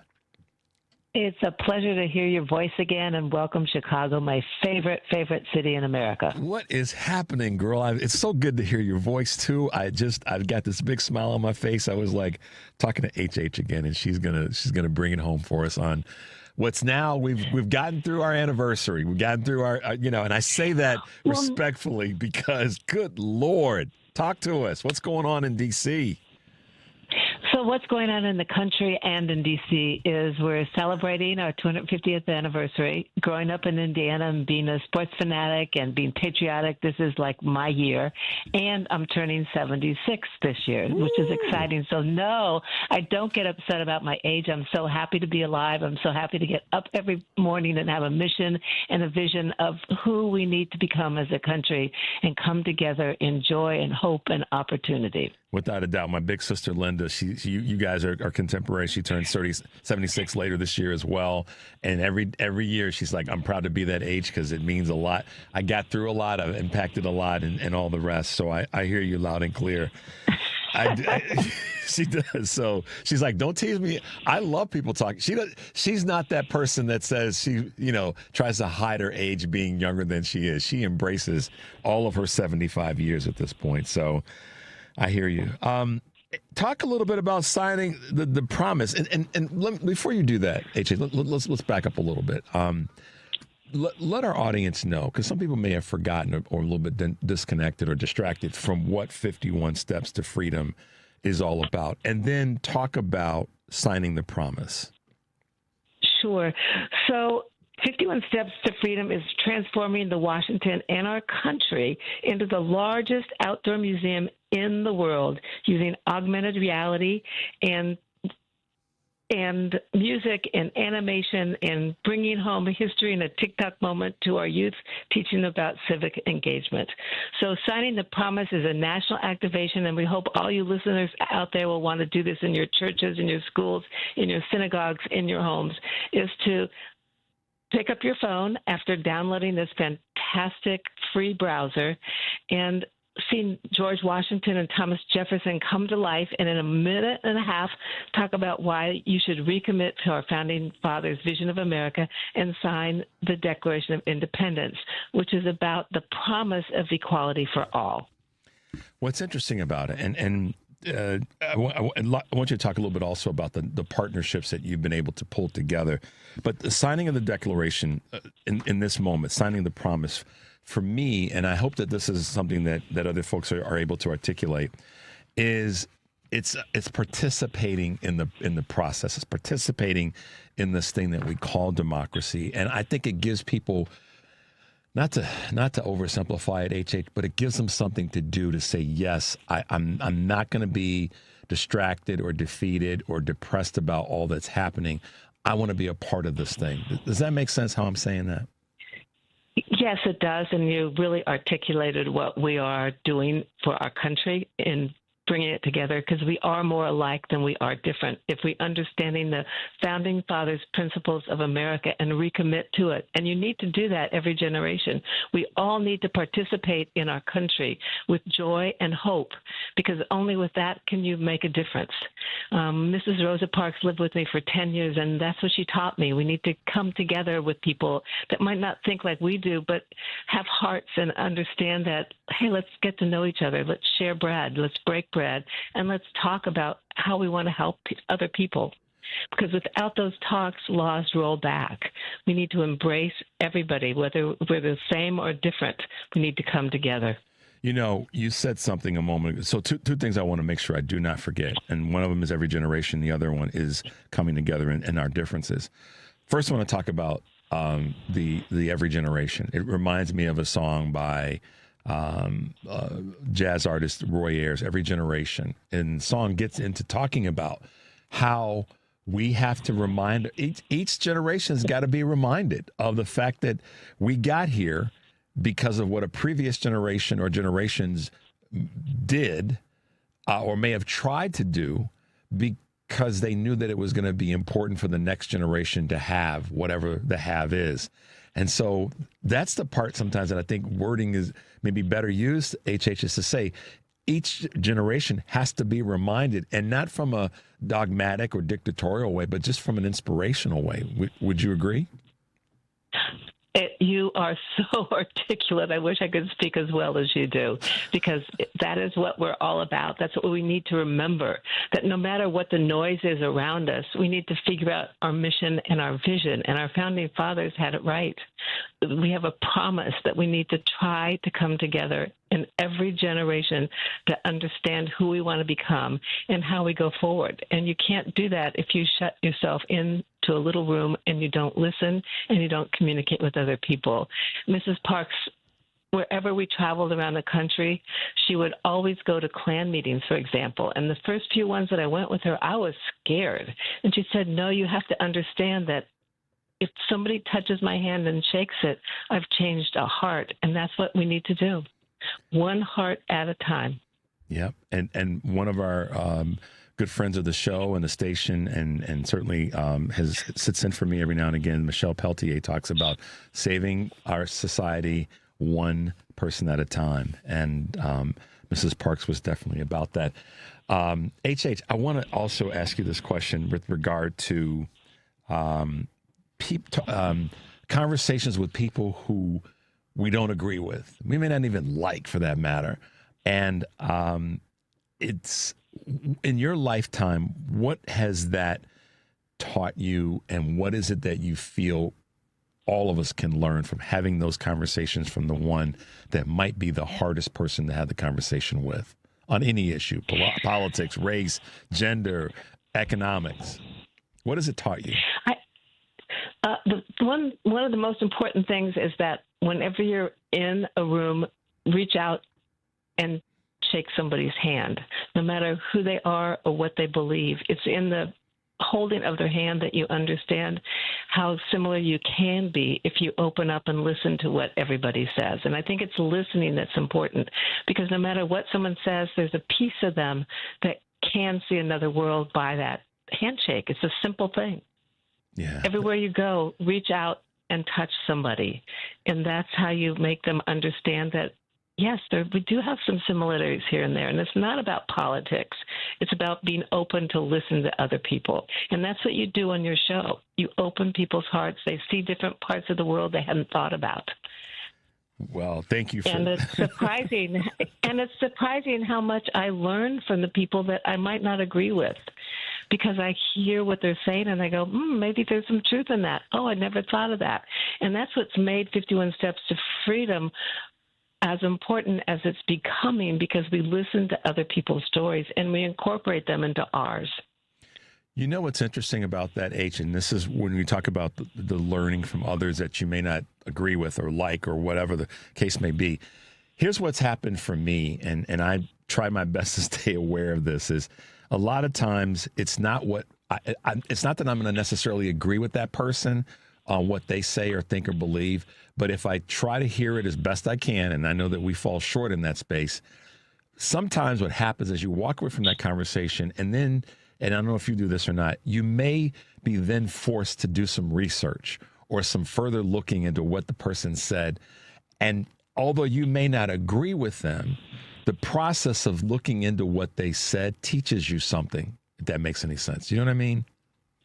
Yep, you've got it. You're right on. And when you talked about music, that's one of the greatest things that we have to listen to, because it opens up our hearts to other perspectives through the melody.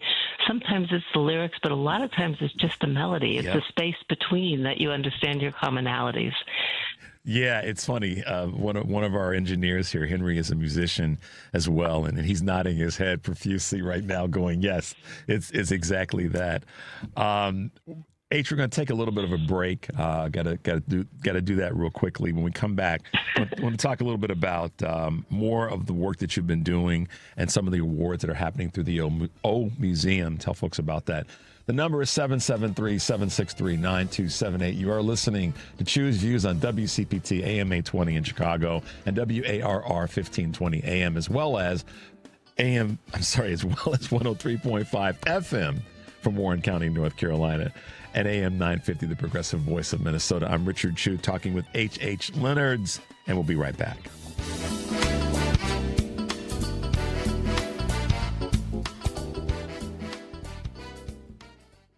Hey, it's the Paulacious One. I'm up on the transmitter trying to power us up so you can hear us on 820.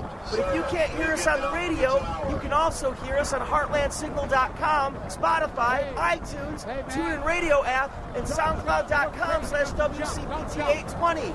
It's the Sports Cubicle, 9 p.m. on Sundays on WCPT.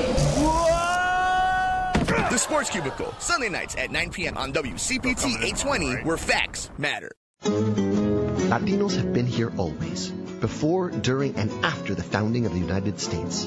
We are small business owners, teachers, farm workers, doctors, and engineers, families raising the next generation. Latinos contribute over $4 trillion to America's GDP. We are an indelible part of the American story. We are America. America is us. Learn more by going to americasus.org and discover how Latinos have shaped America's past and are forging its future.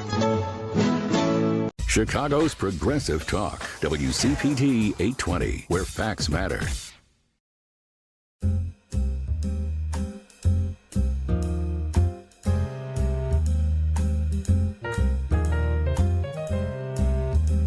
All right, guys, welcome back to Choose Views. If you're just tuning in, I'm Richard Chu. I got a little bit of a cleanup on aisle 7 as I was talking with H about Every Generation. The song was by Ronnie Laws, great saxophone player. I got that mixed up with Roy Ayers. But either way, a tap into my thought about music and how that's a connective tissue for us. H, I said this earlier. Your bio reads like a movie script in terms of your work with, of course, 51 Steps, your marketing prowess. But tell us a little bit about the O Street Museum and it's the foundation and some of the awards recently honoring Rosa Parks that were presented to a few people. So the O Museum in the Mansion is 38,000 square feet in the center of Washington. It's interactive, it's immersive, it's got digital portals, secret doors. You discover by finding the secret doors who you want to become. It's amazing, and what's great about it is people talk to each other there. They go to other museums, and everyone's told, don't touch. We want you to touch history here. And by being able to sit and immerse yourself in history, you get to know the people that come through the room, and you talk to them and you hear their stories, because the world is about stories and getting to know people. And again, it's that connecting with the past so that you can focus on who you want to become in the future. And that's what we've done by creating the largest outdoor museum in the world. The same sort of things. We've taken the old museum philosophy of connecting with people, sharing your stories, getting to know each other, feeling history, into being able to do that on the streets of America. So we bring history to life where you are outside. You don't have to go into a museum. You just pick up your phone. You don't need the expense of the headsets or the eyeglasses. You do it with what's accessible and what is free. And you do it with joy, because it's not just history, it's lessons in survival. Because if you learn about what's happened, you can figure out what's happening now and what part you play in making it better. How are you impacted by, and I say this personally and as an organizational leader, so I'll say personally and professionally, how have you been impacted by this attempt by the White House, or Donald Trump specifically, to change monuments, change historical buildings, build new crazy things in Washington, D.C., and how is that impacting you? So it's expanding the opportunity to create for us, because when I talk about getting to know people, there are some things that are good that are happening. Our monuments that we love and cherish and tell history in Washington are being repaired, and that is a positive. So you always look at the positive. And we're not rewriting history. We're telling it the way it was. We're featuring hidden figures in America that have made our country so great. So we're being able to amplify them and tell their story. And we were honored to be part of the State Fair opening day. 51 Steps had a half-hour program talking about Mrs. Rosa Parks, talking about Frederick Douglass, talking about racism in America and how we all need to participate in making a change to affect a positive impact and highlight what's happening. They allowed us that opportunity because we talk with them, we listen to them, and we share stories. So that's what I'm trying to say, and I'm not as articulate as you are, but they gave us an opportunity to talk about issues of today because we listened to what they were trying to do, and we share what we do together. Yeah, does that make any sense? It completely does. I mean, and it may not be the thought, and it might be surprising to you and your listeners. We were on opening day at the State Fair talking about Cancer in America's Society. We were given that opportunity. Yeah, well, and then that's where, again, you go back to the conversation earlier where, sometimes you listen, by listening to someone that you may not agree with, you may find an opportunity you will find an opportunity to do some good in the core thing that you believe in and what your mission is all about. And that's what you were able to do, is to find a way to amplify the message so that people who may not have known real stuff about Rosa Parks, real stuff about 51 Steps, what you do. So I get it. Without a doubt, I completely get that. So cheers to you in that space. I got it. This may make you laugh a little bit.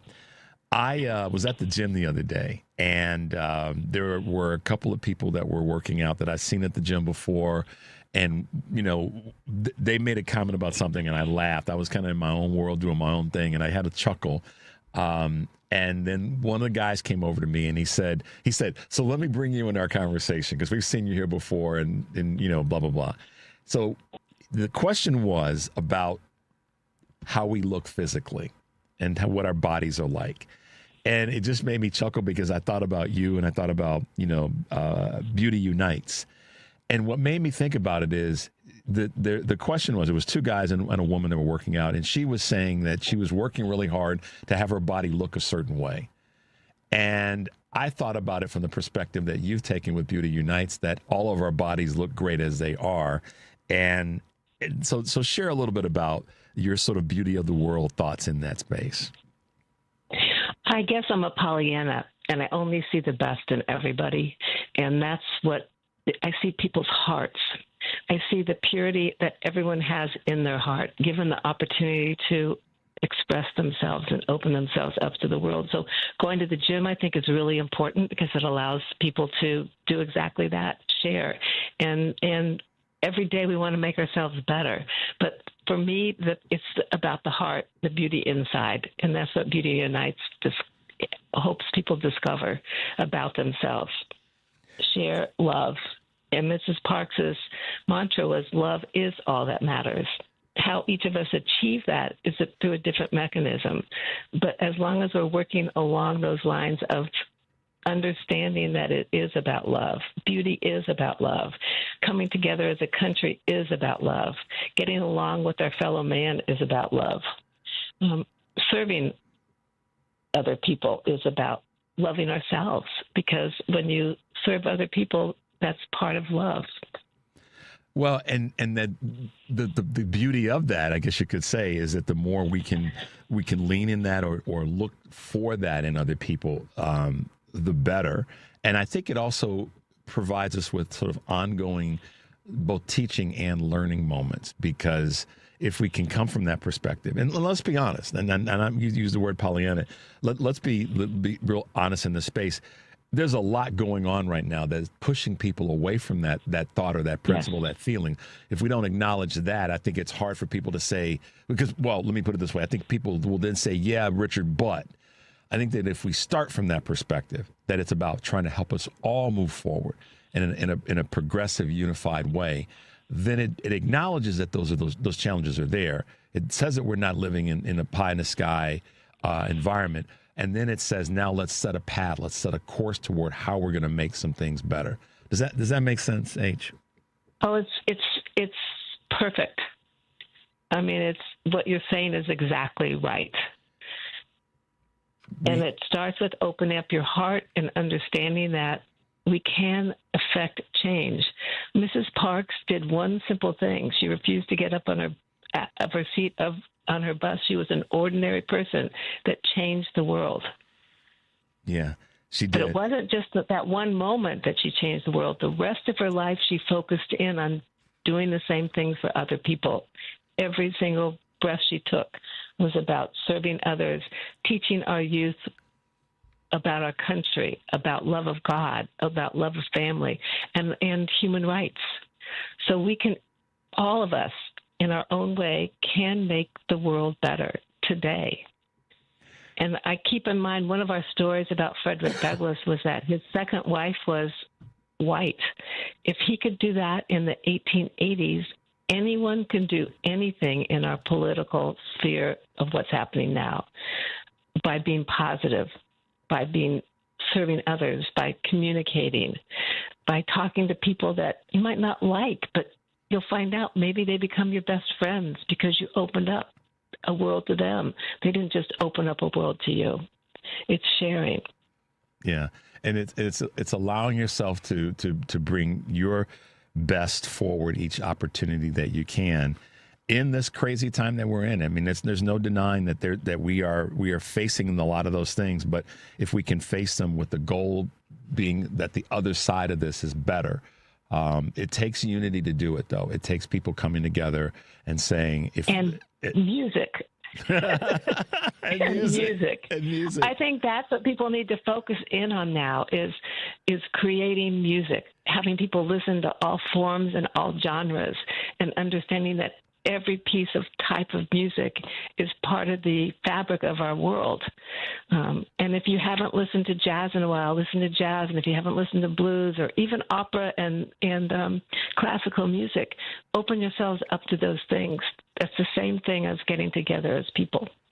Excuse me. I got a sneeze coming. I'm fighting it real hard, H. Bless you. Bless you. Let it go. It has always been, there's so many things that popped in my mind, and I'll just say this as we wrap up. you guys have got to take some time out of your day and follow what H is doing and get involved in the signing the promise. It's really important for all of us. I think it will plug you into an additional way of thinking about where we are. Not new, but an additional way to where we are. H, let folks know as we wrap up how they can find you, how they can be part of signing the promise, how they can get involved. So go to 51 Steps to Freedom, and you'll see up in the upper left-hand corner of the website, Sign the Promise, and you can do it on your computer, or you can download the free Hoverlay browser and go into a whole nother world using augmented reality and sign it there and learn about our country through that. There are TikTok moments, or less than 90 seconds, each of the stories around the Declaration of Independence. Fantastic. She's a co-founder of 51 Steps to Freedom. H. Leonards, thank you so much for being with us this morning. We really appreciate your hard work and your 76 years of a whole bunch of good stuff. Thank you so much. And thank you, Chicago. I can't wait to come back. Take care. All right. Talk to you soon. Bye-bye. All right, guys, listen, I am fighting a sneeze right now. I'm trying real hard not to let this one go. H said let it go, but believe me, it's probably going to be a neutron bomb if I do. But thanks to H for being with us this morning. She's always cheerful, always energetic. If you watch, I'll tell you what you guys should do. If you, I oftentimes say find the thing, maybe external to you, to give you some additional energy and some additional feel good. When you listen to her interviews or watch some of her interviews, which you can catch on YouTube and places like that, she is that person. She is that one of inspiration. She's always trying to find the other side of the story and ways to reach out to folks and bring good energy to them and then get some back for herself and the work that she does. So check out some of the stuff that she does. It'll help. It'll be one more thing to add to your arsenal of trying to stay ahead of the game in this crazy time that we're in right now. Thanks to our good friend, Dr. Thomas Fisher, for being with us this morning, as well as Kurt Mullett from Hoosier Blue 63. I'm going to go sneeze. But as I always say, guys, remember to stay tuned for the Stephanie Miller Show.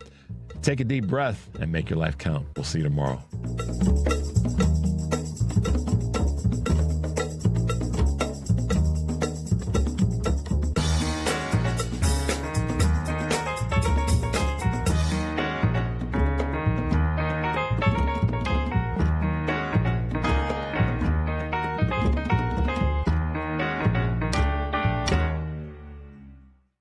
Talking to your kids about the dangers of vaping can be hard. Getting them to listen to hot gossip is easy. So here's some drama you could share with your kid. Dude, did you hear about Cassie and Jake? No, but did you hear that vaping can cause irreversible lung damage and nicotine affects brain development? Nuh-uh. You don't need to gossip if you want to have an open conversation about vaping. So if you want to get tips on when and how to talk to your kids, visit talkaboutvaping.org. Brought to you by the American Lung Association and the Ad Council. If you want your children to read, remember, the special ingredient is you. Spend time with your family, building bonds through reading. Those stories, those memories will last forever. This message brought to you by the National Association of Broadcasters and this station. Babes, what are you doing? What? I'm just mowing the lawn. No, it's blazing hot and dry out here. Don't you remember? Smokey Bear says. Avoid using power equipment when it's windy or dry. Where'd you learn this? Oh, it's on SmokeyBear.com with many other wildfire prevention tips. Right. Thanks, honey bear. 'Cause remember, only you can prevent wildfires. Brought to you by the USDA Forest Service, your state forester, and the Ad Council. Think O'Reilly Auto Parts for all your car care needs. Get the parts and service you need fast from the professional parts people at O'Reilly Auto Parts. AP News, I'm Marcela Sanchez. President Trump says he's not happy with how NATO pushed back when he wanted to control Greenland. Trump again insisted that the U.S. needs to gain ownership of the territory for security reasons. He also criticized NATO for their lack of support for his campaign in Iran. The president was speaking to reporters at the NATO summit in Ankara, Turkey. We spent over $1 trillion over the last short period, $1 trillion, in order to protect these countries from Russia. And has nothing to do with us. We have an ocean but it's been a long-term thing, and they haven't treated us right. At the summit, Trump also said the interim agreement to pause fighting with Iran was over, but added that he would allow negotiations to continue. U.S. stock futures slid lower and oil prices surged more than 5% after Trump's comments on the interim agreement with Iran. Vermont Independent Senator Bernie Sanders is the latest lawmaker to pull support for Maine Democratic Senate nominee Graham Plattner following an allegation of sexual assault. I wanted to directly address the troubling, serious, and false allegations against me. In a video message, Plattner says any allegation of non-consensual behavior is false. Regardless of the inaccuracy of the reporting, but mindful of the political reality it will inflict, we are taking the time to reflect on the best path forward for the state that I love, the people that I love, the movement I belong to, and the goal of defeating Susan Collins. The allegation is the latest in a string of controversies Plattner has faced and so far weathered since the oyster farmer and Marine veteran entered the race. Maine Governor Janet Mills earlier dropped out of the Democratic race for Senate. I'm Ed Donahue. Plattner has not resigned, but the succession battle to take his place was already underway yesterday. More stories at apnews.com. This is AP News. AP Sports, I'm Jennifer King. Argentina scrambled for an improbable 3-2 victory over Egypt after trailing by 2. Christian Romero started the rally at 79 minutes. Messi evened the score with a record 21st World Cup goal, and Enzo Fernandez scored the winning goal in extra time. Argentina's coach Lionel Scaloni says he was in tears. The guys even call me a crybaby now, he says, but I don't care. Feeling this way again after 20 years is incredible. Switzerland beat Colombia 4-3 in a shootout after a scoreless draw. Switzerland will face Argentina in the quarterfinals on Saturday in Kansas City. At Wimbledon, 7-time champ Novak Djokovic prevailed over Felix Auger-Aliassime after more than 5 hours, setting up a semifinal against defending champion Jannik Sinner. And findings of a post-mortem analysis by the family of former Dallas Cowboys defensive end Marshawn Nealon found he had a brain abnormality linked to repeated head trauma. I'm Jennifer King, AP Sports. This is 8:20 a.m. WCPT Willow Springs and streaming worldwide at WCPT820.com. We are Chicago's progressive talk, where facts matter. Now, your WCPT 820 weather update.